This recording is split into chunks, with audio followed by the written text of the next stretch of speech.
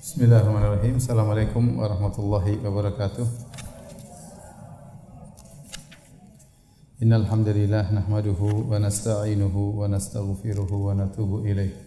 Wa na'udzu billahi min shururi anfusina wa sayyiati a'malina. May yahdihillahu fala mudilla lahu wa may yudlil fala hadiyalah. Asyhadu an la ilaha illallah wahdahu la syarikalah wa asyhadu anna Muhammadan abduhu wa rasuluhu la nabiyya ba'dah. Ya ayyuhalladzina amanu taqullaha haqqa tuqatih wa la tamutunna illa wa antum muslimun. Ya ayyuhan nasu taqu rabbakumul ladzi khalaqakum min nafsin wahidah wa khalaqa minha zawjaha wa batha minhuma rijalan katsiran wa nisaa'a. Wattaqullaha alladzi tasaaluna bihi wal arham. Innallaha kana 'alaikum raqiba. Ya ayyuhalladzina amanu taqullaha wa qulu qawlan sadida yuslih lakum a'malakum ويغفر لكم ذنوبكم ومن يطع الله ورسوله فقد فاز فوزا عظيما أما بعد فإن أصدق الحديث كتاب الله وخير الهدى هدى محمد صلى الله عليه وسلم وشر الأمور محدثاتها وكل محدثة بدعة وكل بدعة ضلالة وكل ضلالة في النار. Ibu dan bapak yang dirahmati Allah Subhanahu wa taala, alhamdulillah puji dan syukur sebanyak-banyaknya, setinggi-tingginya kita serahkan kepada Allah Subhanahu wa taala atas segala limpahan karunia yang Allah berikan kepada kita. Salawat dan salam semoga tercurahkan selalu kepada junjungan kita Nabi Muhammad sallallahu alaihi wasallam dan juga kepada keluarganya serta seluruh sahabat beliau tanpa terkecuali. Kita melanjutkan bahasan kita sampai pada pada halaman ke-18 ya. Halaman ke-18 tentang surat Az-Zumar ayat 38. Belum kan? Qul afara'aitum ma tad'una min dunillah. Sudah belum itu? Hah? Kemarin buku enggak ada yang tahu ya. Nah, diulang aja. Ada apa ya? Halaman 18 firman Allah, qul afara'aitum ma tad'una min dunillahi in aradani Allahu bi dhurrin hal hunna kashifatu dhurri aw aradani bi rahmatin hal hunna mumsikatu rahmatih qul hasbiyallahu alaihi yatawakkal mutawakkilun. Katakanlah wahai Muhammad kepada orang-orang musyrik, terangkanlah kepadaku tentang apa yang kalian seru selain Allah, yang kalian berdoa selain Allah. Jika Allah hendak mendatangkan kemudaratan kepadaku, apakah berhala-berhala itu dapat menghilangkan kemudaratan itu? Atau jika Allah menghendaki untuk melimpahkan suatu rahmat kepadaku, apakah mereka mampu menahan rahmatnya? Katakanlah, cukuplah Allah bagiku, hanya kepadanya lah orang-orang berserah diri bertawakal. Saya akan jelaskan.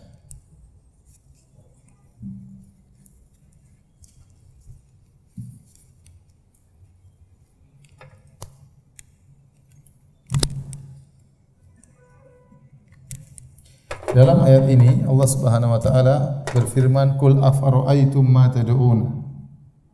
Qul afara'aitum ma tad'una min dunillah. Katakanlah kepada mereka Muhammad, bagaimana, terangkanlah kepadaku tentang apa yang kalian seru selain Allah Subhanahu wa taala. Ini sering saya sampaikan, ma di sini kalau kita artikan apa? Ma di sini adalah ma al-mausulah yang memberikan faedah keumuman.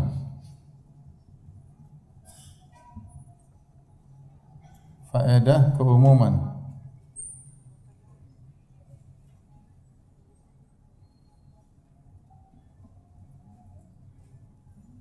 Lihat di sini ma memberikan faedah keumuman. Siapa saja yang kalian sembah, dan kita tahu sesembahan orang-orang musyrik banyak. Apa saja sembahan mereka?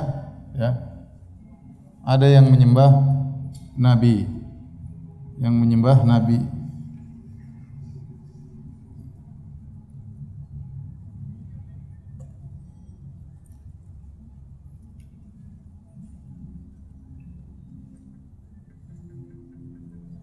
Di antaranya Mereka menyembah Nabi Isa. Di antaranya ada yang menyembah apa? Malaikat. Di antaranya ada yang menyembah jin. Di antaranya ada yang menyembah apa? Ruh, nenek moyang.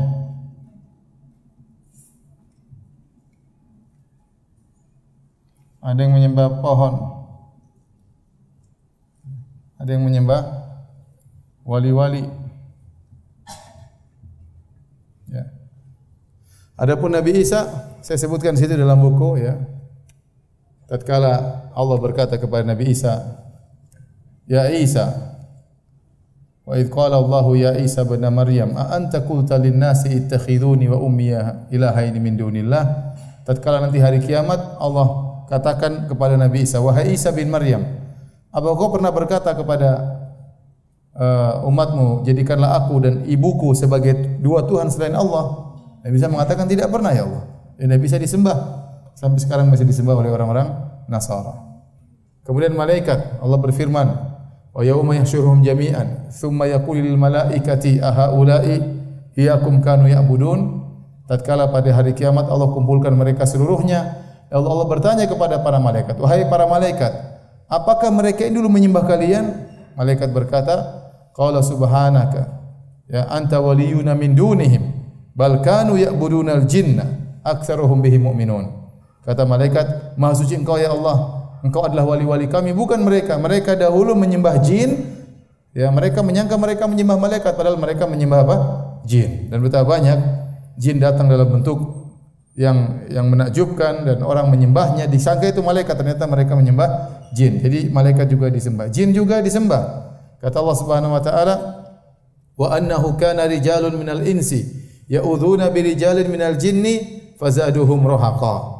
Dahulu ada sekelompok manusia, mereka minta perlindungan kepada jin, yaitu mereka beribadah kepada jin. Ternyata jin juga disembah ya. Pohon disembah, batu disembah, wali-wali Allah disembah ya. Contoh orang soleh disembah adalah Lata. Afara'aitumul Lata wal Uzza. Bagaimana menurut kalian tentang Lata wal Uzza? Lata dulu orang soleh, karena yalitu sawiqul hujjaj. Waktu dia masih hidup dia suka membuat makanan kepada jemaah haji, dibagi gratis. Tatkala dia meninggal disembah. Ini semua sesembahan, wali-wali, Nabi Isa, malaikat, jin, ruh, nenek moyang, pohon, batu dan yang lainnya. In aradani Allahu bi dhurrin hal hunna kashifatu dhurrih. Katakanlah kepada mereka, wahai Muhammad, kalau Allah menghendaki kepadaku keburukan, apakah ini semua bisa menghalangi keburukan dari Allah? Jawabannya tidak ada yang bisa menghalangi. Au aradani bi rahmatin hal hunna mumsikatur rahmatih. Kalau seandainya Allah menghendaki rahmat bagiku, apakah sembahan-sembahan kalian ini semuanya bisa menahan rahmat Allah dariku? Kul hasbiyallah. Jawabannya tidak ya. Jawabannya tidak mungkin. Jadi ini sisi pendalilan apa? Sisi pendalilan yaitu Allah berdalil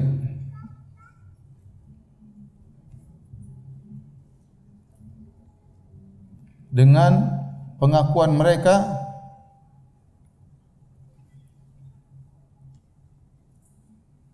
terhadap rububiyah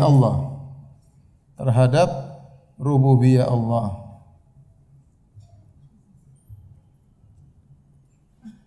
untuk mengingkari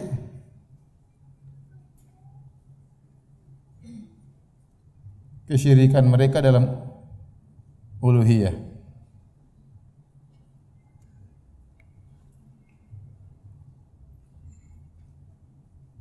Nah, jawabannya, kalian sudah mengakui bahwasanya sembahan-sembahan kalian tidak akan bisa menahan rahmat Allah, tidak bisa mencegah Allah kalau Allah akan berikan kemudaratan. Kalau begitu lantas kalian kenapa menyembah selain Allah Subhanahu wa taala? Dan itu yang saya nukilkan dari Al-Imam At-Tabari.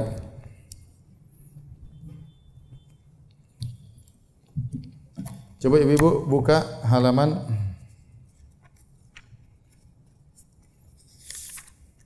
halaman 21. Saya nukilkan perkataan Al-Imam At-Tabari rahimahullahu taala ya.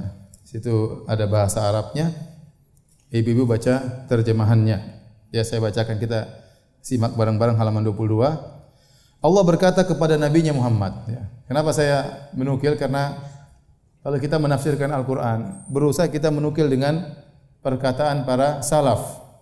Di antara ahli tafsir yang di atas manhaj salaf, di antara Ibnu Jarir At-Tabari, yang beliau wafat sekitar abad ke-3 atau abad ke-4, saya agak lupa, tapi dia wafat sekitar abad ke-4 atau abad ke-3, dan beliau punya buku judulnya Tafsir At-Tabari, ya. Dan sudah dicetak dan juga ditahqiq, ya. Dan beliau mengumpulkan tafsiran para sahabat. Sehingga kalau kita baca buku ini, tapi buku ini saya rasa belum diterjemahkan. Kalau kita buka ayat pertama, maka disebut ayat pertama ini ada 3 pendapat. Pendapat pertama, pendapat kedua, pendapat ketiga. Pendapat pertama diriwayatkan dari Ibnu Abbas, dari fulan. Dia sebutkan sahabat dan tabi'in, dia sebutkan. Pendapat kedua adalah pendapat Ikrimah misalnya. Pendapat ketiga pendapat Qatadah. Mereka berkata, Ibnu Abbas ngomong gini, Ibnu Abbas ngomong gini, Qatadah ngomong begini, Ikrimah ngomong begini, Mujahid ngomong begini. Jadi semua tafsiran salaf ada dalam kitab Ibnu Jarir At-Tabari. Kemudian dia simpulkan yang lebih condong pada kebenaran adalah pendapat yang ini. Ya. Jadi ini buku sangat bagus, Ibnu Jarir At-Tabari. Saya bacakan tafsiran beliau. Allah berkata kepada nabinya Muhammad, jika engkau ya Muhammad bertanya kepada mereka kaum musyrikin yang menyekutukan Allah dengan berhala-berhala dan patung-patung, siapakah yang telah menciptakan langit dan bumi? Sungguh mereka benar-benar akan berkata, yang telah menciptakannya adalah Allah. Jika mereka telah mengucapkan hal itu, maka terangkanlah kepadaku wahai kaum sekalian tentang yang kalian sembah selain Allah berupa berhala-berhala dan sembahan-sembahan.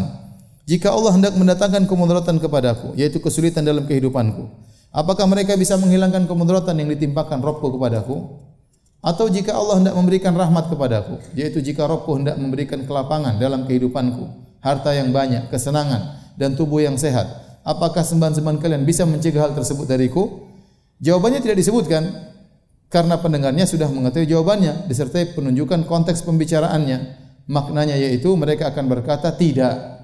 Maka katakanlah, artinya orang musyrik kalau sudah tahu tidak ada yang bisa menolak kehendak Allah, katakanlah cukuplah Allah dari selainnya dari segala perkara.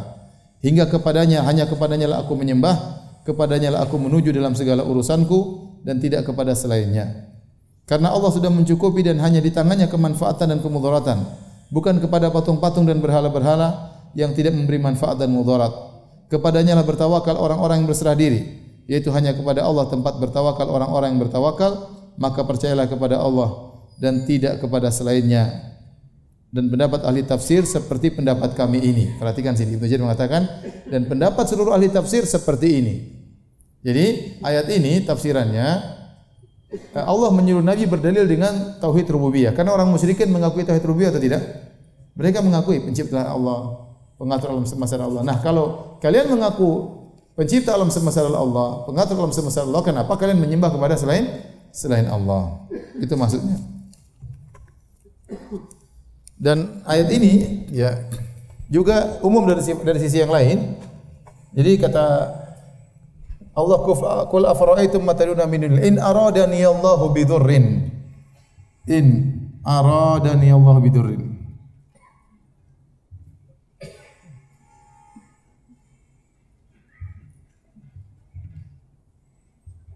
Hal hunna kashifatu dhurri aw aradani birrahmatin. Hal hunna mumsikatur rahmatih. Jadi kata Allah Subhanahu wa taala, tanyakan kepada mereka kalau Allah menghendaki pada diriku kemudaratan. Di sini sering kita sampaikan tanwin tatkala datang dalam konteks syarat ya atau pertanyaan, maka dia memberikan faedah keumuman. Kalau Allah menghendaki kepadaku kemudaratan apa saja, apakah sembahan-sembahan kalian ini bisa mencegahnya? Jawabannya tidak bisa.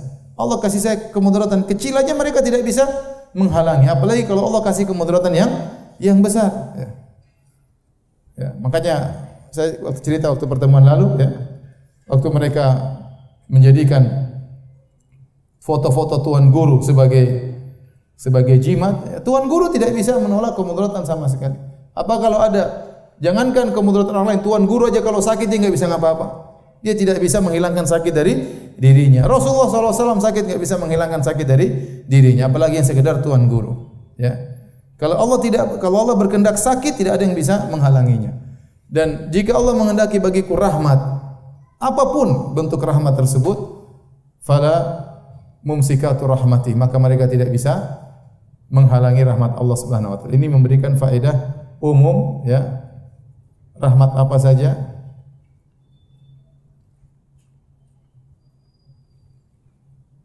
saat ini juga, ya, umum. Kemudaratan apa saja, tidak ada yang bisa mencegahnya.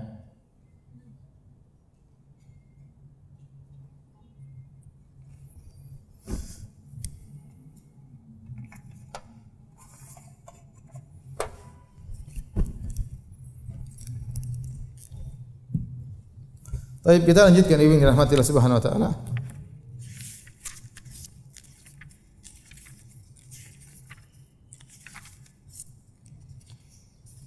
Lihat halaman 23. Lihat halaman 23 di paragraf kedua dari bawah. Keempat, ayat ini pada asalnya berkaitan dengan kaum musyrikin yang terjerumus dalam syirik akbar.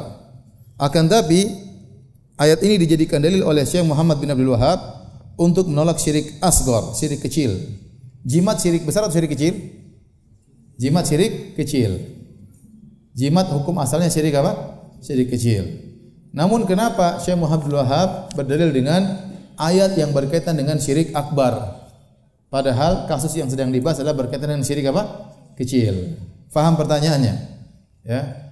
Harus seakan-akan pendalilannya tidak pas. Karena ayat yang sedang kita bahas ini berkaitan dengan syirik akbar, penyembah berhala, penyembah Nabi Isa, dan ini semua syirik akbar. Kenapa dijadikan dalil untuk mengingkari syirik kecil? Jawabannya dari tiga sisi. Pertama di bawah itu lihat, syirik besar dan syirik kecil sama-sama merupakan bentuk ketergantungan dalam mendapatkan manfaat dan menolak kemudaratan kepada selain Allah. Sisi pertama, karena syirik besar dan syirik kecil sama-sama ketergantungan kepada selain Allah. Orang pakai jimat, dia bergantung kepada jimat atau tidak? Maka ada sisi ketergantungan kepada selain Allah. Sisi yang kedua, penggunaan jimat bisa berubah menjadi syirik akbar kalau seorang meyakini jimat tersebut dapat memberi pengaruh dengan sendirinya, dan bisa jadi syirik akbar. Nah, kalau jimat sudah sampai pada syirik akbar, maka pendalilan dengan ayat ini pas, karena ayat ini berkaitan dengan syirik akbar.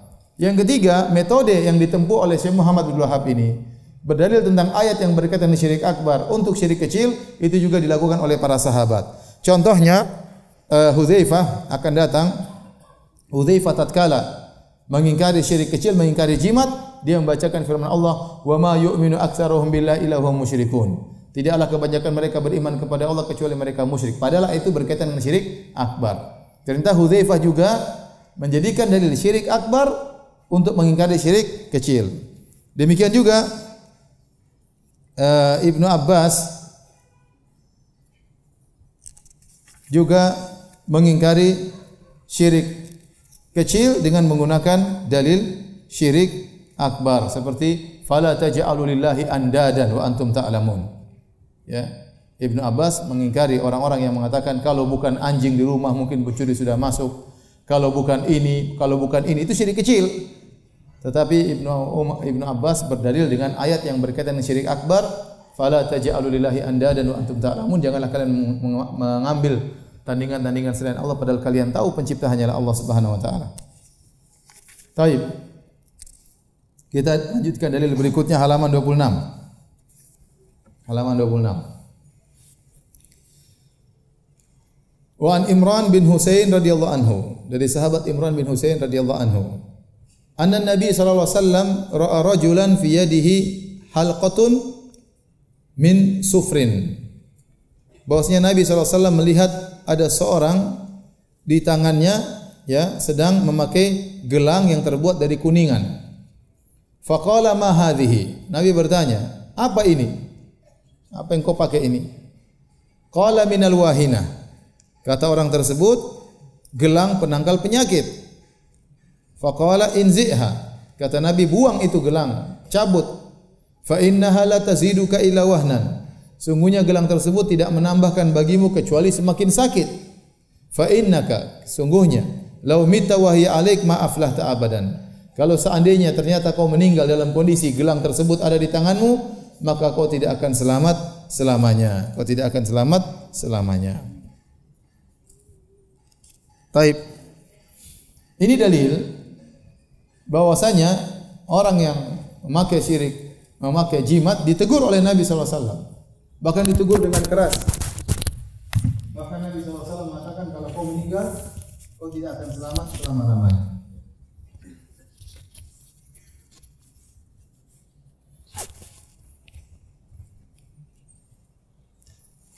Dan ternyata orang yang ditegur itu adalah sahabat itu sendiri, Imran bin Husain. Cuma dia bercerita seakan-akan orang lain. Dalam riwayat yang lain, lihat halaman 27, ya, ternyata lelaki yang diingkari oleh Nabi itu ternyata Imran bin Husain itu sendiri. Ya. Saya beberapa kali ditanya oleh orang, ya, karena dia malu dibilang ada seseorang, padahal dia sendiri. Ketahuan dia salah ngomong. Iya, waktu itu saya begini, waktu saya. Kadang-kadang dia pakai kata ganti orang ketiga, kadang-kadang kata ganti orang pertama. Ada ibu-ibu nelpon di, halo Ustaz. Telepon, Ustaz, ada hamba Allah, ya. Dia nitip pertanyaan sama saya, ya. Jadi dia menikah dengan suami yang pertama, kemudian akhirnya dia kabur dari rumah, akhirnya dia minta cerai, tapi suaminya tidak tahu, akhirnya dia gugat ke pengadilan, akhirnya keluar surat cerai, pada dia bohongin pengadilan. Padahal suaminya belum menceraikan dia. Kemudian akhirnya hamba Allah ini, ya, menikah dengan suami yang kedua. Kemudian dia lapor lagi ke pengadilan, cerai lagi. Kemudian hamba Allah ini menikah dengan suami yang ketiga. Ya. Padahal dia belum dicerai dari suami yang pertama. Setelah menikah dengan suami yang ketiga, baru dia ngaji. Ternyata dia ngawur selama ini. Akhirnya bagaimana solusinya Ustaz? Ya. Akhirnya dia, gimana suami yang pertama? Ya sudah saya hubungi. jadi dia kelepasan. Ya, kalau seorang ada hal yang malu, enggak usah bilang saya, ya. Bilang aja apa? Dia. Tapi jangan salah ngomong, jangan. Sudah saya kasih tahu. Ketahuan, ya. Saya pura-pura enggak tahu aja. Kasihan, ya. Ya, baru sadar. Kasus berat, ya. Taib, jadi Imran bin Husain mengatakan, ya, dakhaltu ala Nabi sallallahu alaihi wasallam. Aku menemui Nabi sallallahu alaihi wasallam wa fi adudi, adud itu ini adud. Ini adud. Lengan atas. Halqatun sufrun, di lengan atasku ada semacam gelang terbuat dari tembaga, dari kuningan. Faqala ma hadhi, apa ini? Faqultu minal wahina. Ini untuk mencegah rasa sakit. Kata Nabi, in bidha, buanglah. Taib. Perhatikan di sini, ya, tolong dihapus. Bisa dihapus enggak? Ya, semuanya. Bisa? Belum difoto padahal, ya? Sudah terlanjur, biar. Sudah.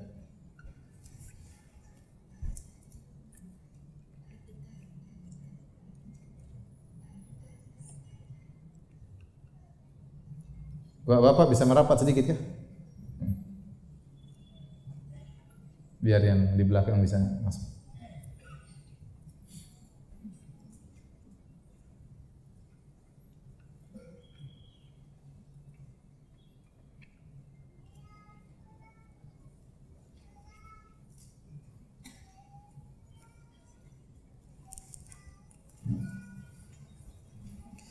Perhatikan di sini, nanti ibu-ibu baca di rumahnya. Jadi Nabi mengatakan ma hadhihi.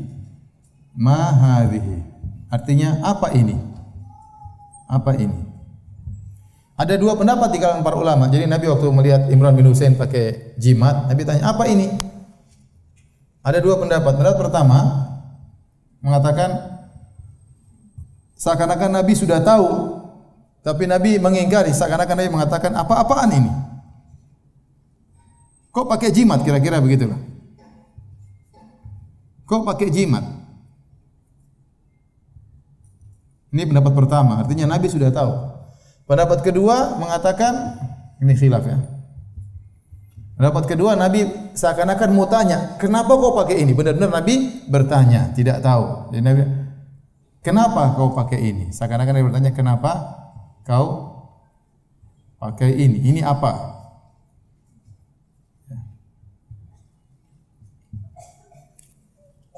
Jadi yang pertama istifsar, namanya istifsar. Yaitu minta kejelasan. Yang kedua namanya ingkar. Nanya tapi untuk apa? Mengingkari. Ya.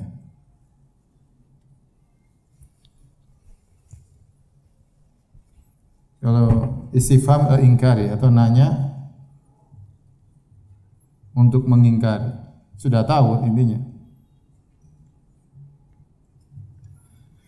Dari pendapat kedua ini dijadikan dalil bahwasanya sebelum bernahi mungkar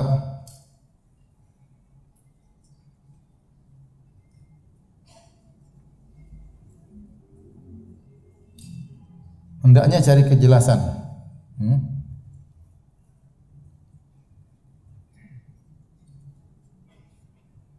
Ada seorang laki-laki berjalan dengan perempuan, kemudian tahu-tahu gelap-gelapan mojok. Ada orang datang langsung mukul laki-laki tersebut.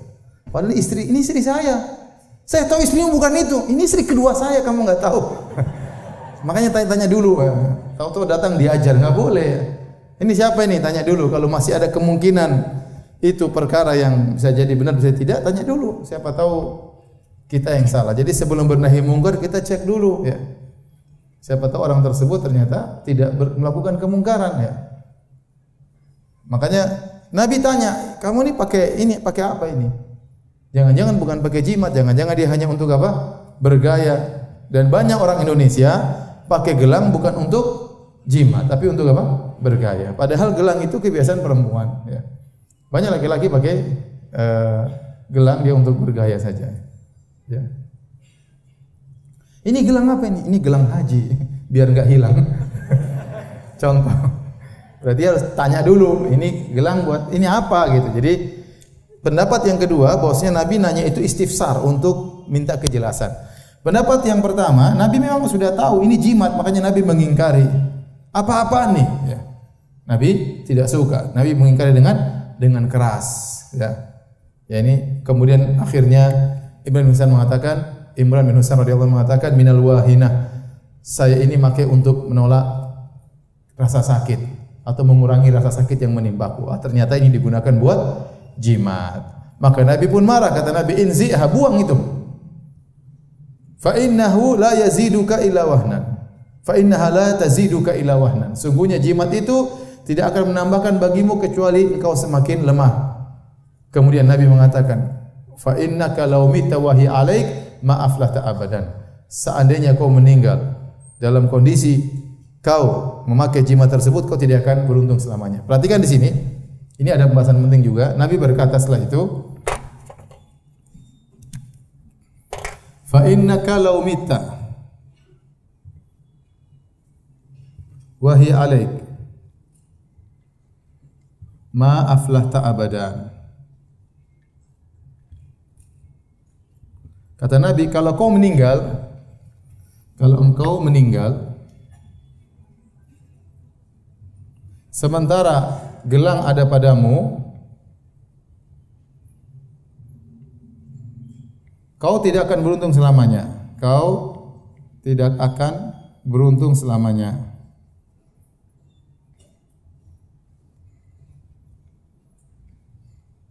Sebagian ulama berdalil bahwasanya ini dalil bahwasanya kalau orang terjerumus dalam kesyirikan, dia akan terkena hukuman meskipun dia tidak ngerti, tidak ada uzur dengan kejahilan. Tidak ada uzur karena apa? Kejahilan. Dia melakukan kesyirikan. Kenapa kata mereka? Zahir hadis Imran bin Husain tidak tahu kalau itu syirik. Makanya Nabi bertanya, apa ini? Kata dia tidak tahu syirik, ini buat ngilangin penyakit. Kalau kau mati begini modelnya, kau tidak akan untung selamanya. Berarti seakan-akan Nabi mengatakan kalau kau mati dalam kondisi demikian, meskipun kau tidak tahu hukumnya, kau akan binasa selama-lamanya. Sehingga sebagian orang berdalil dengan kisah ini tidak ada uzur bil jahal, tidak ada uzur dalam kejahilan. Jadi kalau ada orang tua kita melakukan kesyirikan, kita tahu selama hidupnya dia sudah beri kedukun, maka dia musyrik, enggak boleh kita doain dia. Kenapa? Karena dia musyrik, tidak ada uzur bagi dia. Kalau kita tahu pernah bapak kita ternyata pernah menyembelih ayam hitam untuk dituangkan di tanah untuk roh dan yang lainnya, untuk jin, ini syirik akbar, maka tidak ada uzur bagi dia, dia musyrik. Tidak boleh kita doain dia. Ini pendapat sebagian ulama, namun yang benar pendapat itu tidak tepat. Dan ini pendapat dikatakan bahwasanya Syekh Muhammad Abdul Wahhab berpendapat demikian. Syekh Muhammad Abdul Wahhab tidak memberikan uzur kepada orang yang terjerumus dalam kesyirikan meskipun jahil, orang ini musyrik. Sehingga setiap orang terjerumus dalam kesyirikan pasti musyrik. Tidak peduli apakah dia ngerti atau tidak ngerti. Paham? Ini pendapat, dan di Syekh Muhammad bin Abdul Wahhab penulis kitab tauhid ini dituduh berpendapat demikian. Namun yang benar dia tidak berpendapat demikian, akan kita bacakan karena saya nukil dalam buku saya. Dan ini lagi ramai sekarang masalah uzur bil jahal atau tidak ya. Taib. Jawabannya masalah uzur bil jahal. Masalah apa? Masalah uzur karena kejahilan. Kejahilan dalam guru tidak tahu. Ya. Yaitu apakah orang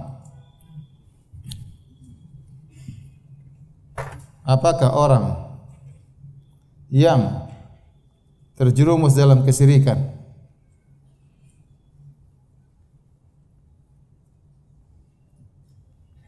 padahal dia tidak tahu itu syirik,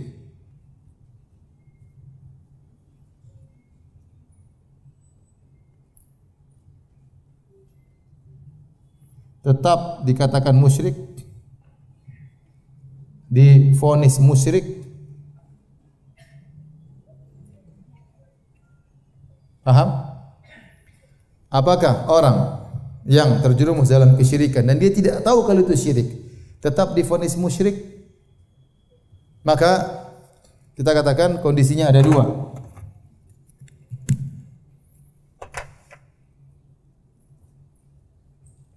KTP-nya Islam. Yang ini KTP-nya apa? KTP-nya kafir.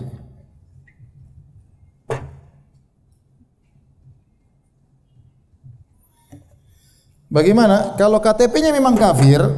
KTP-nya memang kafir. Contoh seperti orang-orang di pedalaman Irian Jaya, di pedalaman Papua. Banyak di antara mereka nyembah arwah, mereka juga bukan orang, mereka tidak tahu tentang Islam sama sekali. Ya, tidak sampai internet kepada mereka. Mereka menyembah ruh. Nah, apakah mereka dikasih uzur? Mereka tidak tahu. Bukankah Allah berfirman, "Wa ma kunna mu'adzibina hatta nab'atha rasulah." Kami tidak akan mengazab mereka sampai datang rasul kepada mereka atau sampai datang ilmu kepada mereka. Nah, untuk orang yang begini kondisinya, KTP-nya memang kafir, tidak pernah mengucapkan syahadatain, maka kita bilang untuk hukum dunia, di dunia dikatakan apa? Kafir. Artinya apa? Tidak boleh disolatkan. Dia meninggal dalam KTP-nya bukan apa? Disolatkan kalau wafat, kalau mati. Adapun di akhirat serahkan kepada Allah. Paham?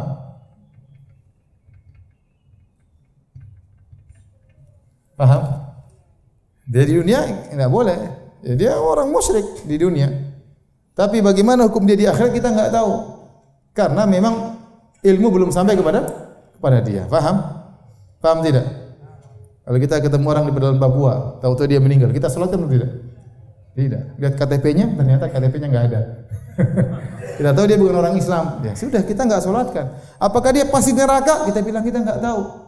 Karena Allah tidak akan mengadab kecuali setelah Allah mengirimkan apa? Hujjah. Tidak ada yang pernah mendakwahi dia.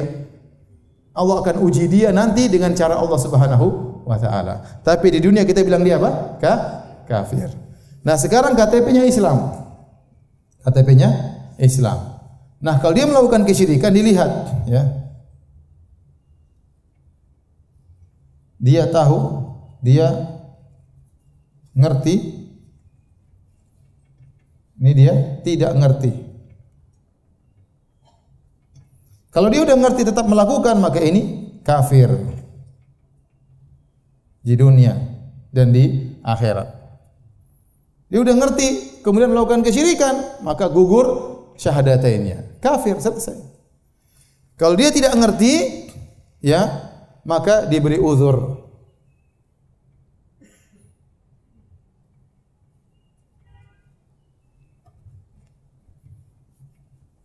Dia tidak ngerti, contoh apa?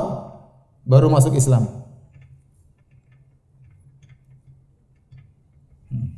Masuk Islamnya lewat tarekat yang sesat ternyata. Dia enggak ngerti. Tarekat itu ngajar kesyirikan. Dia enggak ngerti, dipikir itu ibadah, minta-minta kepada penghuni kubur, baru masuk Islam. Atau tinggal di pedalaman.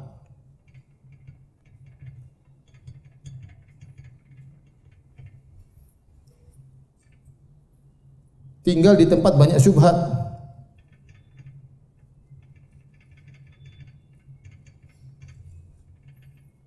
Kiai-kiainya ngajarin dia untuk apa? Kesyirikan misalnya. Dan itu ada tempat orang seperti itu, ya, enggak benar. Guru-guru, ustaz-ustaz di situ ngajarin dia apa? Kesyirikan. Taib. Maka orang ini yang tidak ngerti ini diberi uzur. Diberi uzur. Kecuali ada yang menegakkan hujjah. Kalau ada yang sudah jelaskan, dia tetap ngeyel, berarti dia masuk pada kelompok yang pertama. Sudah ngerti, tetap ngeyel, baru dikafirkan. Faham? Tapi kalau enggak ada yang ingatkan, dia enggak tahu, KTP-nya Islam, tetap aja Islam. Kenapa bisa demikian? Karena kaedah ya. Al-yakin la yazulu bisyak. Artinya apa? Keyakinan tidak bisa dihilangkan dengan keraguan. Nah, dia itu sudah masuk Islam dengan keyakinan, dia sudah syahadatain, asyhadu alla ilaha illallah, asyhadu anna muhammadar rasulullah. Dia masuk Islam dengan pasti.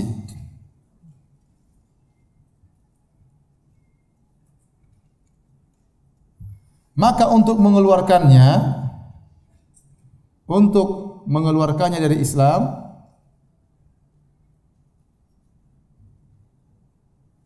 Islam harus dengan pasti juga.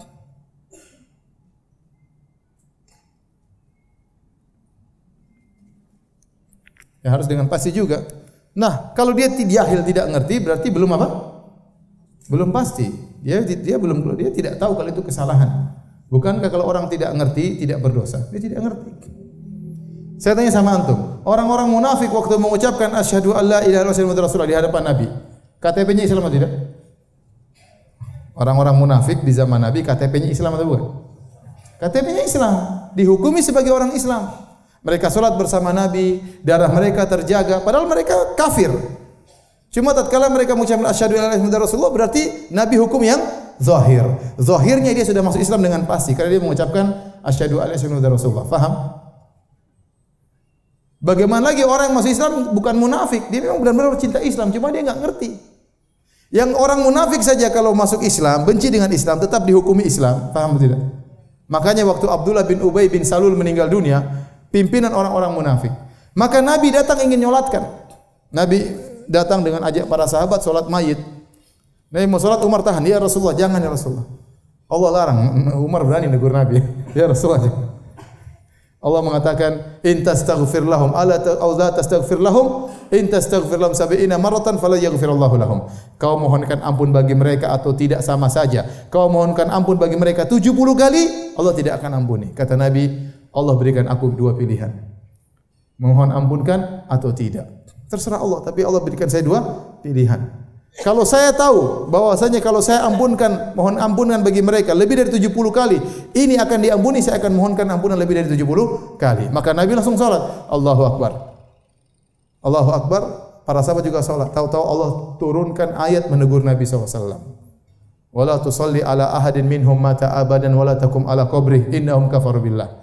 Jangan sekali-sekali salat bagi mereka kalau ada yang mati. Kenapa dia munafik? Tetapi maksud saya Nabi ingin menyolatkan dia, kata Ibnu Hajar rahimahullah, karena orang ini meskipun munafik KTP-nya apa? Islam. Maka Nabi ingin menghukum dia dengan zahirnya. Dan Nabi sayang sama dia, siapa tahu diampuni. Padahal Nabi tahu dia munafik. Ternyata Nabi ditegur. Allah membenarkan siapa? Umar bin Khattab radhiyallahu taala anhu. Maksud saya perhatikan di sini. Orang munafik saja yang benci kepada Islam kalau mengucapkan asyhadu alla ilaha illallah Rasulullah, Islam diterima tidak? Diterima, secara kita enggak tahu isi hatinya. Apalagi orang yang masuk Islam, dia enggak ngerti kalau dukun itu haram, dia enggak ngerti kalau potong kambing itu haram, ternyata dia enggak ngerti. Dia senang Islam, tapi waktunya potong kambing buat roh dia juga potong. Paham? Maka dia lebih utama untuk diberi uzur, dia enggak ngerti. Tapi makanya kita katakan kalau orang masuk Islam dengan pasti, maka tidak boleh kita keluarkan kecuali juga dengan apa? Pasti. Di antara memastikan dia sudah keluar dari Islam, kita tanya. Kita jelaskan yang kamu lakukan ini kesyirikan, kamu ngerti atau tidak? Siapa tahu dia melakukan dalam kondisi tidak ngerti. Paham sampai di sini? Paham tidak? Paham. Makanya muncul kaidah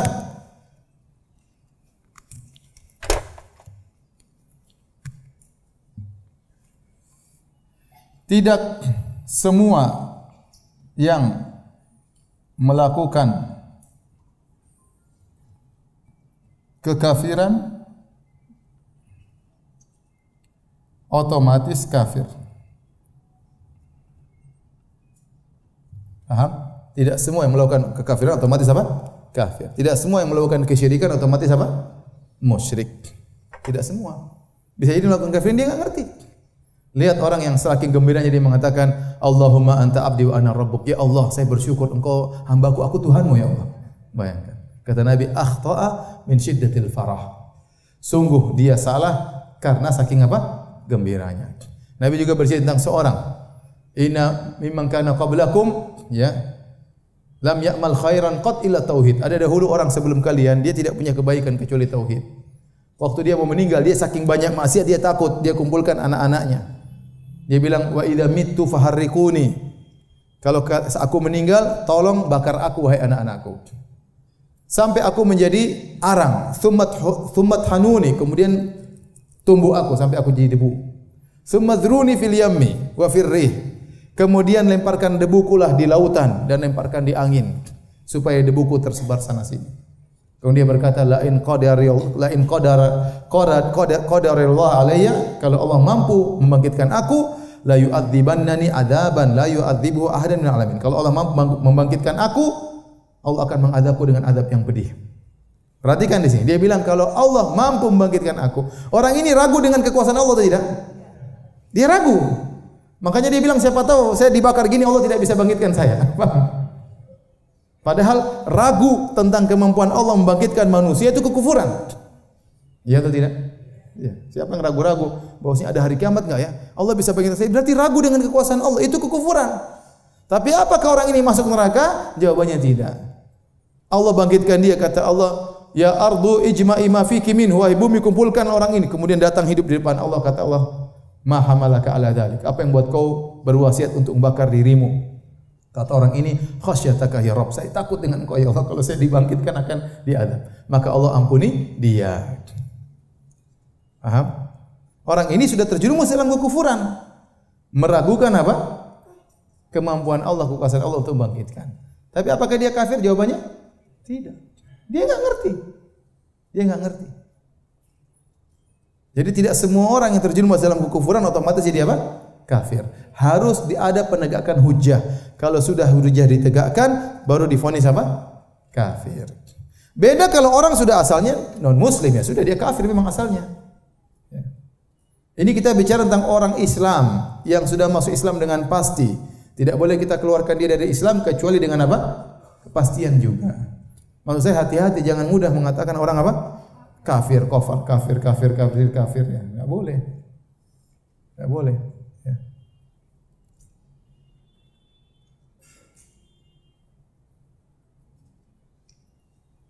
Baik.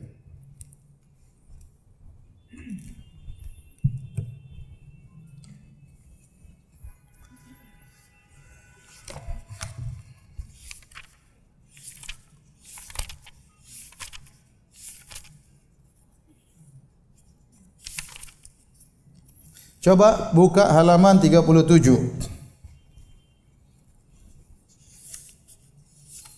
Atau halaman 35 dulu, 35. Poin ke-8. Halaman 35 poin ke-8. Kita baca bareng-bareng, perhatikan. Berkata Syekh Al-Utsaimin rahimahullahu taala, ini perlu ditinjau kembali karena sabda Nabi sallallahu alaihi wasallam, dan jika kamu mati sedangkan gelang ini masih ada pada tubuhmu, maka kamu tidak akan beruntung selama-lamanya. Tidaklah tegas menunjukkan maksud jika ia mesti mati meski dalam kondisi tidak tahu ilmunya. Bahkan zahir dari kalimat ini, dan jika kamu mati sedangkan gelang ini masih ada pada tubuhmu setelah kamu diingatkan, maka kamu tidak akan beruntung selama-lamanya. Bermakna setelah engkau mengerti akan haramnya jimat dan setelah engkau diperintahkan untuk melepaskan membuangnya, engkau masih ngeyel, baru tidak akan selamat. Paham? Permasalahan ini, uzur karena kejahilan atau ketidaktahuan, butuh perincian. Ketidaktahuan ada dua macam. Ketidaktahuan yang membuat seorang diberi uzur dan ketidaktahuan yang seorang tidak diberi uzur karenanya. Seluruh perkara atau kondisi yang terjadi akibat seorang tidak berusaha untuk bermalas-malasan, padahal faktor untuk belajar sudah ada, maka tidak ada uzur baginya. Contoh, dia tinggal di dekat Rawamangun. Dia melakukan kesyirikan, kalau ada pengajian tentang tauhid, tapi dia enggak mau dengar, malas Wahabi, saya enggak mau dengar. Ya, misalnya. Padahal ada, dia bisa nonton di YouTube, dia sekarang informasi banyak. Cuma dia i'rad, dia berpaling, dia tidak mendengar sama sekali. Dia enjoy dengan minta ke kuburan misalnya. Maka orang ini tidak ada uzur. Kenapa? Dia tidak berusaha, paham? Ada jalan-jalan untuk mengenal kebenaran, dia tidak mau. Ya. Maka disebut dengan kufur al-i'rad, yaitu berpaling, tidak mau mendengar sama sekali. Kata Syekh Utsaimin, maka tidak berusaha atau bermalas-malasan, padahal faktor untuk belajar sudah ada, maka tidak ada uzur baginya. Baik kesalahan yang dilakukannya berupa kekufuran maupun kemaksiatan. Ya. Adapun jika ia sudah berusaha dan tidak bermalas-malasan, demikian juga tidak ada faktor yang mendorongnya untuk menuntut ilmu, karena tidak pernah terbetik di benaknya sama sekali bahwa hal itu haram. Maka pada kondisi tersebut ia diberi uzur. Contoh, saya dulu bertahun-tahun main musik, saya tidak tahu kalau musik itu apa? Haram. Tidak terbetik dalam benak saya musik itu haram. Maka saya dapat uzur. Tidak ada yang pernah ceramah musik itu apa? Haram. Dan tidak terbetik bahwasanya musik itu haram. Waktu bilang musik haram saya juga kaget ya. Kok haram sih? Kaget kita. Musik itu apa? Haram. Ya. Dan saya dapat uzur ketika itu. Kenapa? Karena tidak ada yang ceramah tentang musik haram. Tidak ada ustadz yang bilang musik itu haram. Ustadz pun nyanyi-nyanyi. Ya. Ustadz pun gitaran, joget-jogetan misalnya. Kemudian kenapa terbetik dalam benak saya bahwa itu haram? Tidak terbetik sama sekali. Dan tidak ada faktor yang saya ingin tahu ngapain, tidak ada yang ngajarin. Kemudian, maka pada kondisi tersebut ia diberi uzur. Jika ia beragama Islam, maka kesalahannya tersebut sama sekali tidak akan memudaratkannya. Namun, jika ia non muslim seperti orang-orang di pedalaman siapa tadi? Pedalaman Papua. Maka ia divonis kafir di dunia. Dia tidak ngerti, tapi tetap dia KTP-nya bukan muslim, maka tetap divonis kafir di dunia. Akan tapi di akhirat perkaranya diserahkan kepada Allah. Menurut pendapat yang lebih kuat, dan dia akan diuji oleh Allah Subhanahu wa taala. Jika ia taat, maka ia masuk surga, dan jika ia membangkang, maka ia masuk neraka jahanam. Dengan demikian barang siapa yang hidup di daerah terpencil yang sangat jauh dan tidak ada ulama di sana, serta tidak terbetik dalam hatinya sama sekali bahwa perkara ini adalah haram atau wajib, maka dia diberi uzur. Dan ini benar, ada sebagian orang di sebuah kampung, dia tidak ngerti namanya mandi junub, enggak ngerti. Enggak tahu kalau berhubungan itu namanya mandi junub. Dia enggak ngerti. Bahkan saya kemarin diceritain ada sebagian tempat di mana, di Rusia atau di mana, enggak ngerti kalau salat 5 waktu itu hukumnya apa? Wajib. Enggak ngerti sama sekali. Ada lagi sebagian tempat tidak ngerti kalau salat Jumat itu hukumnya wajib. Mereka tidak pernah salat Jumat. Karena nggak ada yang ngasih tahu. Nah, kalau zaman sekarang udzur bil jahal semakin sempit. Kenapa? Karena informasi semakin apa? Banyak. Semakin banyak. Adapun seorang yang kondisinya adalah sebaliknya, seperti orang yang tinggal di kota dan dia mungkin untuk bertanya, akan tapi ia bermalas-malasan dan lalai, maka seperti ini tidak ada udzur. Taib, saya katakan tadi, Syekh Muhammad bin Abdul Wahhab rahimahullahu taala termasuk orang ulama yang dituduh suka mengkafirkan orang. Sekedar terjerumus dalam kesyirikan langsung divonis apa? Kafir. Saya bacakan perkataan beliau ya. Ibu baca terjemahannya. Saya baca Arabnya. Sudah kita baca ini lah Arabnya. Wa amal kadzib wal buhtan, adapun kudusan kebohongan. Fa mislu qaulihim, seperti mereka mengatakan menuduh kami inna nukaffiru bil umum. Kami mengkafirkan orang secara umum, semua dikafirkan. Wa nujibul hijrata ilaina ala man qadir al idhari dinihi, dan kami mengatakan wajib berhijrah kepada kami padahal dia mampu untuk melaksanakan agama di tempatnya. Harus hijrah kepada kami. Kami enggak pernah menyuruh orang hijrah bersama untuk kepada kami. Wa inna nukaffir malam yukafir, bahkan kami akan mengkafirkan orang yang tidak mengkafirkan. Kami tidak pernah mengatakan demikian. Wa malam yuqatil, dan kami akan mengkafirkan orang yang tidak berperang membela kami. Wa mithlu hadza wa ad'afuhu fakullu wa ad'afihi fakulu hadza minal kadzib wal buhtan. Ini semuanya dan tuduhan yang sebanyak seperti ini semuanya dusta dan kebohongan. Alladzi yasudduna bihin nas an dinillahi wa rasulih. Kebohongan ini dibuat oleh orang-orang untuk menghalangi masyarakat dari mengenal Allah dan Rasulnya. Kemudian kata beliau, perhatikan di sini. Wa idza kunna la nukaffiru man abada sanam. Kalau kami tidak mengkafirkan orang yang menyembah berhala, alladzi ala Abdul Qadir, berhala yang ada di kuburannya Abdul Qadir Jailani, wa sanam alladzi ala qabri Ahmad Al-Badawi, dan kami tidak mengkafirkan orang yang menyembah berhala yang ada di kuburannya Ahmad Badawi, wa amsalihima, demikian juga kuburan orang-orang saleh, li ajli jahlihim, karena mereka tidak ngerti, wa adami man yunabbihuhum, karena tidak ada yang pernah memperingatkan mereka. Fa kaifa nukaffir man lam yusyrik billahi idza lam yuhajir ilaina. Nah, bagaimana kami mau mengkafirkan orang-orang yang tidak berhijrah menuju kami selama dia tidak berbuat syirik? Jadi perhatikan di sini kata Syekh Muhammad bin Wahhab, ada orang di kuburan Ahmad Badawi minta-minta, orang ini melakukan syirik atau tidak? Syirik. Tapi kami tidak mengkafirkan. Kenapa? Karena tidak ada yang mengingatkan. Karena tidak ngerti, tidak ngerti. Ini dalil bahwasanya beliau memberi uzur kepada orang terjerumus dalam kesyirikan namun jahil, enggak ngerti.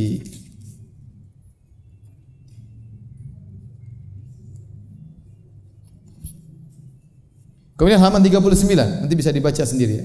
Halaman 39. Kata beliau, inna sahibal burdah wa ghairahu. Sungguhnya sahibul burdah, yaitu kumpulan bait-bait syair memuji Nabi yang dikarang oleh Al-Busiri. Dia memuji Nabi dengan pujian berlebih-lebihan dan itu merupakan kesyirikan. Dia berkata, wa inna min ulumika wa inna min judika dunya wa dharrataha. Sungguhnya di antara kedermawananmu wahai Muhammad adalah dunia dan akhirat.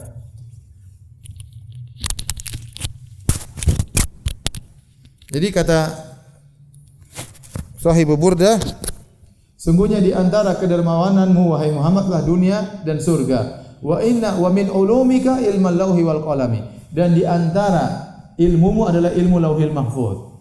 Ini kekufuran atau bukan? Kekufuran. Nabi tidak tahu isi lauhil mahfuz. Nabi tidak tahu hal gaib. Kalau Nabi tahu isi lauhil mahfuz berarti Nabi tahu hal yang gaib. Padahal yang tidak ada yang tahu gaib kecuali siapa?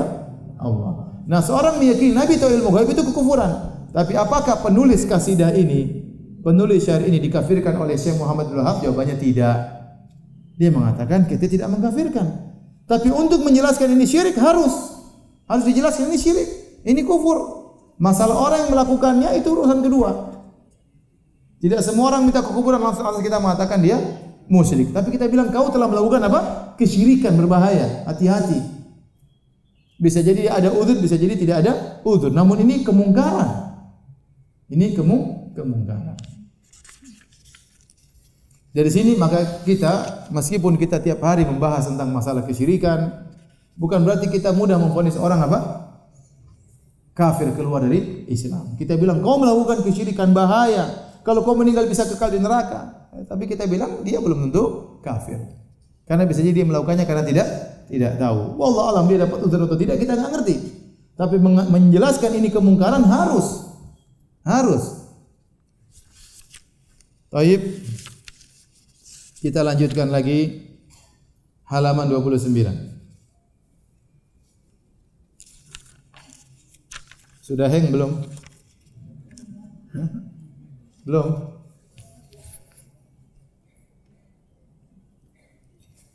Diriwayatkan oleh Imam Ahmad dari Uqbah bin Amir dalam hadis yang marfu'. Hadis yang marfu' maksudnya hadis tersebut sampai kepada Nabi SAW. Maksudnya Nabi yang berbicara. Kalau sahabat yang ngomong namanya mauquf. Namanya apa? Mauquf. Disebut hadis marfu' berarti ini sabda Nabi. Dalam hadis yang marfu' Rasulullah SAW bersabda, "Man ta'allaqa tamimatan fala atammallahu lahu." Barang siapa yang menggantungkan jimat, semoga Allah tidak menyempurnakan urusannya. Wa man ta'allaqa wada'atan, barang siapa yang menggantungkan wada'a itu keong yang buat untuk buat apa? Main dongklak apa namanya? Apa? Congklak. Iya, itu ada apa namanya semacam tahu kan? Kerang, semacam apa? Kerang, itulah namanya wada'ah. Dahulu diambil dari pantai kemudian mereka gunakan sebagai jimat. Kata Nabi, "Fala wada'allahu lahu," maka semoga Allah tidak berikan ketenangan baginya. Dalam riwayat yang lain, "Man ta'allaqa tamimatan faqad asyrak." Barang siapa yang menggunakan jimat, maka dia telah melakukan kesyirikan. Jimat ya, disebut dengan tamimah. Kenapa disebut dengan tamimah? Tamimah itu bahasa Arab artinya kesempurnaan. Seorang menggunakan jimat maksudnya agar urusannya sempurna, agar urusannya dimudahkan. Tujuan dia pakai jimat demikian. Dia pakai jimat untuk jualan supaya dagangannya apa? Laris. Dia pakai jimat untuk melamar supaya lamarannya diterima. Dia pakai jimat untuk berkelahi supaya kekuatannya sempurna. Ya, seperti itu. Dia pakai jimat untuk main judi supaya menang dalam judi. Jadi jimat itu dalam rangka menyempurnakan urusannya. Tapi Nabi mengatakan fala atammallahu lahu. Allah tidak menyempurnakan urusannya. Nah, perkataan Nabi, barang siapa yang pakai jimat untuk meraih kesempurnaan, Allah tidak akan menyempurnakan urusannya. Artinya Allah akan menggagalkan urusannya. Ini maksudnya apa? Apakah Nabi berdoa atau kenyataan? Jawabannya dua-dua. Ini doa Nabi dan kenyataan orang pakai jimat juga. Kalaupun dia menang sebentar, dia akan habis itu digelisah, dia akan susah. Ya, tidak bahagia. Makanya setelah itu Nabi mengatakan, "Wa man ta'allaqa wada'atan," barang siapa yang menggunakan kerang untuk jadi jimat, fala wada'allahu lahu, Allah akan menghilangkan ketenangan dari dirinya.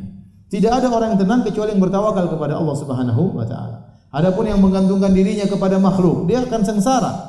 Dia akan tidak bahagia.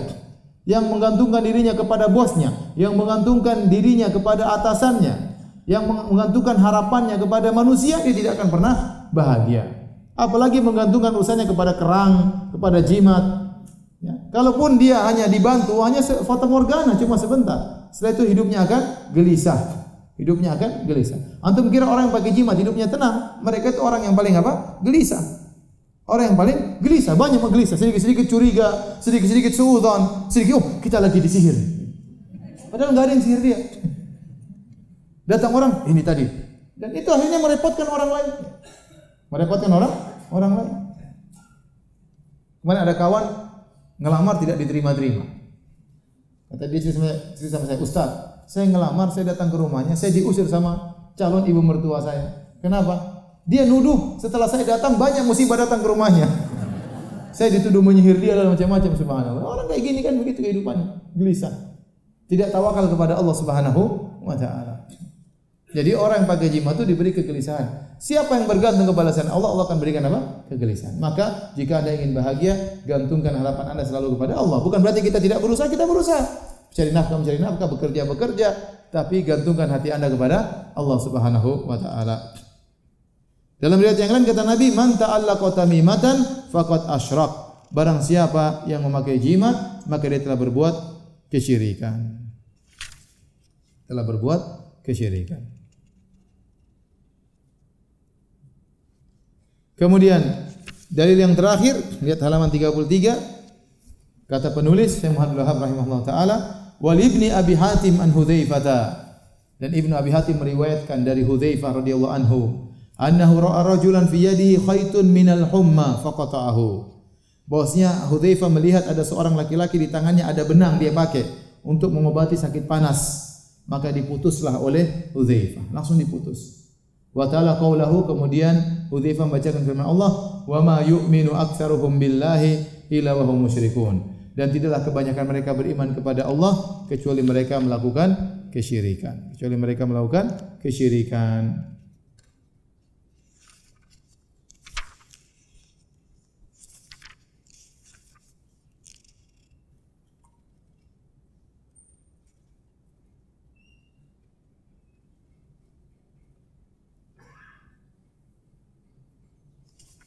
Baik, demikian saja.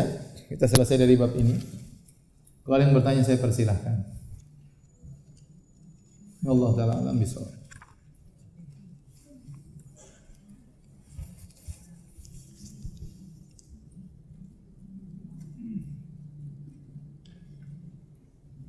Ustaz, orang yang berpendapat kalau anak kuliah IP-nya kecil, cari kerjaan susah, apakah termasuk syirik kecil?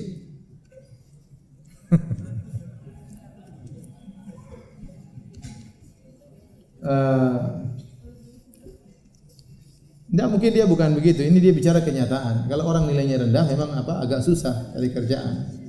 Itu kenyataan. Sama. Kalau orang jelek, biasanya ngelamar ditolak. Itu memang kenyataannya di dunia. Bukan berarti syirik kecil, tidak. Itu kenyataan. Ada orang saya ditolak 20 kali. Masya Allah, 20 kali ditolak. Kasihan ya. Kenyataan. Tetapi kita katakan tidak boleh. Kalau kita mengatakan biasanya, nah itu. Tapi kalau bilang pasti tidak dapat kerjaan, maka itu tidak boleh ngomong begitu. Jangankan orang kuliah, orang nggak kuliah saja bisa kaya. Ya, orang nggak kuliah, orang nggak sekolah saja bisa kaya. Yang SD nggak lulus bisa kaya. Saya sudah sampaikan, sering saya sampaikan. Ada seorang saya cerita, ada orang bercerita kami berempat sekolah. Yang 3 lulus, yang 1 enggak lulus. Sekarang yang 3 lulus ini kerja sama yang tidak lulus. Teman saya ada kontraktor gitu, Ustaz itu, si fulan itu Ustaz, dulu paling jago di kelas. Sekarang enggak punya apa-apa.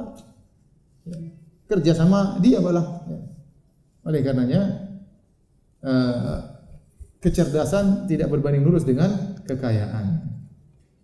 Kalau orang cerdas pasti kaya, maka orang-orang yang kepalanya gundul-gundul harusnya kaya. Betapa banyak kita lihat orang cerdas luar biasa, peneliti, tapi mau haji saja susah, duit enggak punya. Jadi kalau kita bilang seperti ini, orang kalau IP-nya kecil susah cari kerjaan, ya mungkin, tapi jangan dipastikan, jangan dipastikan. Ya, ada orang jual bebek kaya raya. Untuk bisa masak bebek enak tidak perlu kuliah. Ya, tidak perlu kuliah. Rezeki subhanallah. Ada orang, dia ngurus restoran orang dengan fasilitas yang sederhana. Restoran tersebut kaya raya, laris luar biasa. Dan dia manajernya, GM-nya di restoran tersebut.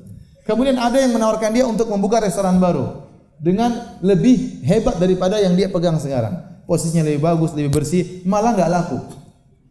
Malah nggak laku. Orang rupanya suka yang agak kotor-kotor dikit. Kalau terlalu bersih, terlalu mewah, orang takut ini jangan-jangan mahal. Padahal harganya sama.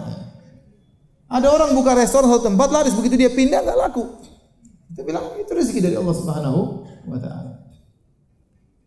Ya, ada orang jual toko HP berdempet-dempet, semuanya makan. Semuanya makan. Dempet-dempetan ya, rezeki masing-masing sudah ada rezekinya. Jadi maksud saya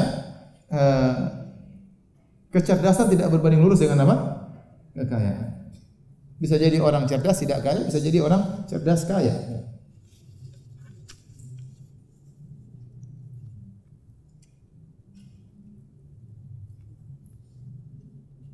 Ustaz, seorang mertuaku seorang kafir. 8 tahun kafir, 81 tahun. Sedang sakit keras, sangat lemah dan setengah sadar. Bolehkah mentalqin la ilaha illallah kepada dia tanpa dia tahu artinya? Bagaimana sebaiknya? Sambil kita talqin kan disebut artinya la ilaha illallah, tidak ada yang berhak disembah kecuali apa? Allah. Jadi kalau dia enggak kita kira-kira yang ngerti, kita sambil sebutkan apa? Artinya la ilaha illallah Muhammadar Rasulullah. Tidak yang berhak disembah kecuali Allah, bahwasanya nabi utusan Allah. Siapa tahu dia beriman, kita enggak tahu. Kalau ilmu dia ngertilah, dia ngerti orang Islam itu menyembah hanya siapa? Allah. Orang Islam itu ngerti yang nabi cuma Muhammad lah nabinya. Maka kita sebutin, sambil sebutkan terjemahannya. Siapa tahu dia sadar, kita enggak tahu.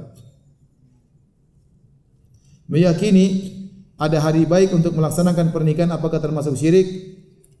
Iya, ini apa namanya? Meyakini hari baik berarti dia meyakini ada hari buruk untuk melaksanakan apa namanya?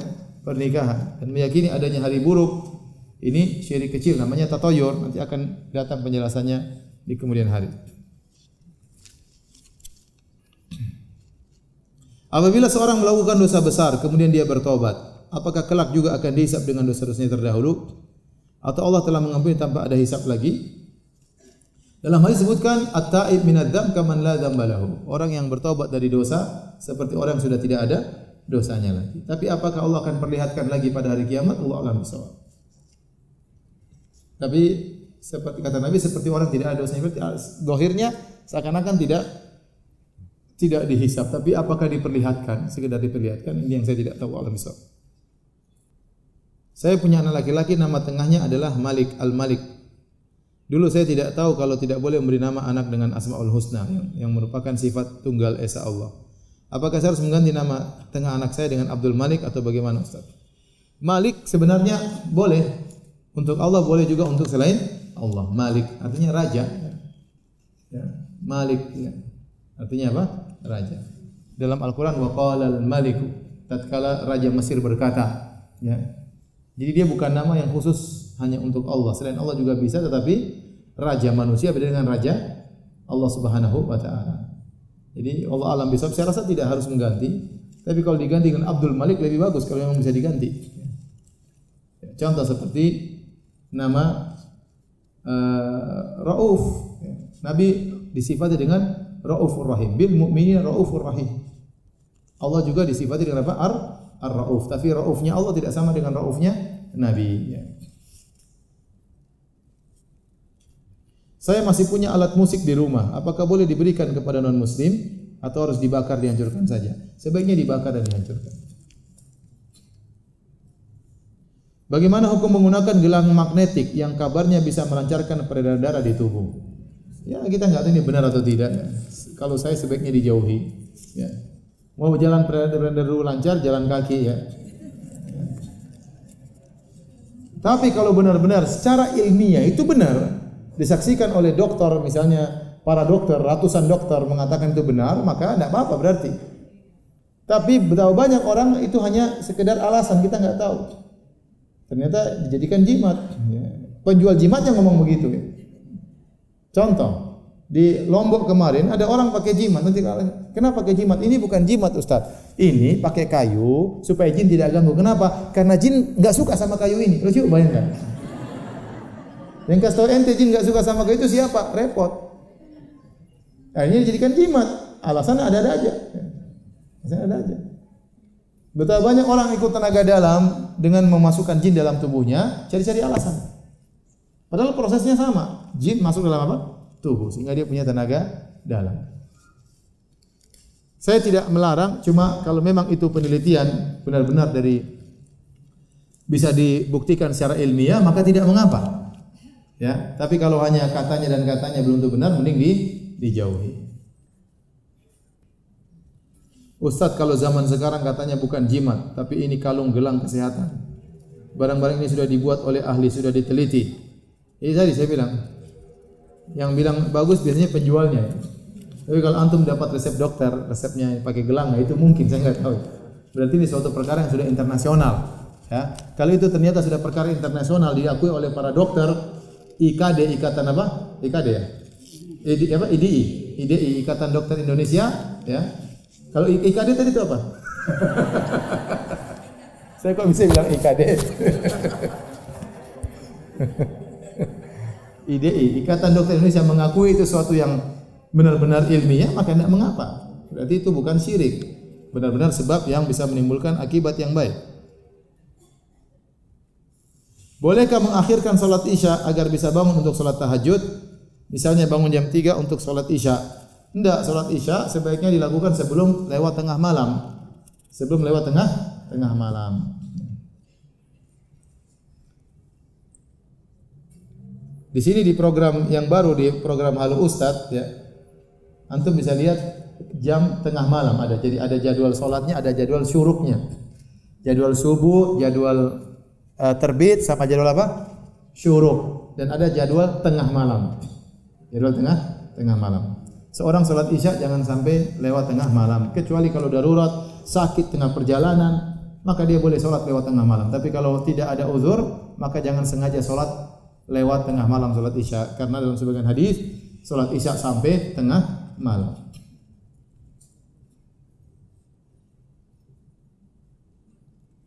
Bolehkah kita membeli makanan di warung yang terdapat foto-foto orang-orang soleh?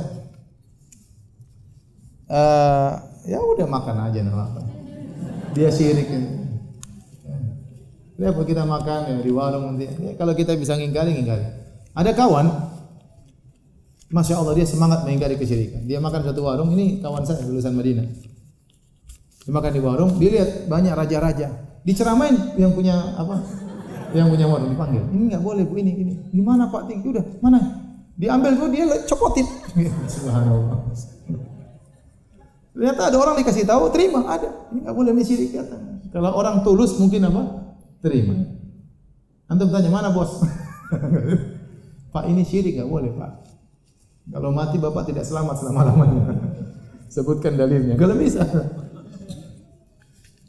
Enggak boleh gantung-gantung, jadikan tidak, ini foto tidak ada manfaatnya. Tidak bisa mudarat, tidak bisa mendatangkan apa? Maslahat. Ustaz mohon nasihatnya, keluarga suami saya mempunyai guru spiritual alias orang pintar. Semua diatur oleh orang pintarnya termasuk harta suami saya. Bilang sama orang itu, saya istrinya lebih pintar daripada Anda. Biar saya yang ngatur. Enak aja ngatur-ngatur duit suami saya. Uang suami saya ada padanya sebesar 100 juta untuk modal usaha. Namun keuntungannya tidak ada. Suami saya memiliki 2 rumah, namun disuruh kakak-kakaknya menempati, sementara saya istrinya harus pindah-pindah. Ini cara ngaturnya. Rumah berpindah-pindah, rumah kontrakan setiap tahunnya. Saya lah Ustaz mohon nasihatnya. Ya, bilang ini dibodohin sama orang bodoh tadi. Itu orang pintar, orang bodoh. Ya. Kamu buktinya bodoh, rumah sendiri nggak dipakai. Ya. Malah kontrak itu bodoh atau pintar. Tanyakan sama orang satu dunia. Ada orang punya rumah 2, dia tidak pakai, dia kontrak-kontrak, itu bodoh atau pintar? Pasti dibilang bodoh. Itu berarti orang bodoh yang ngaturin kamu itu.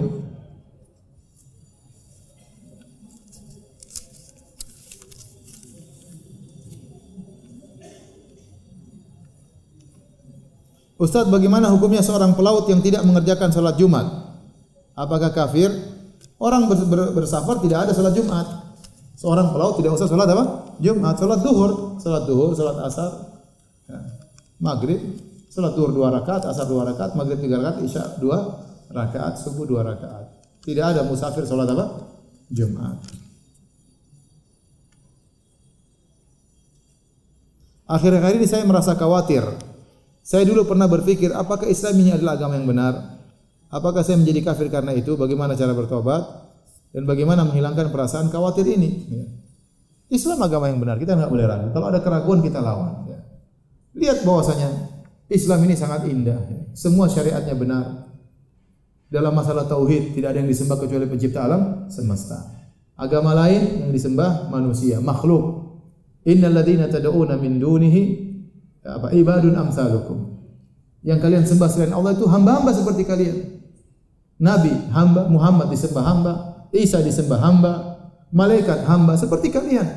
Apalagi nyembah sapi, apalagi nyembah ya, yang lainnya, pohon, batu dan yang lainnya ya. Maka Islam satu-satunya agama yang mengajarkan untuk menyembah Tuhan yang Maha Esa. Maka dari sisi akidah dia yang paling benar.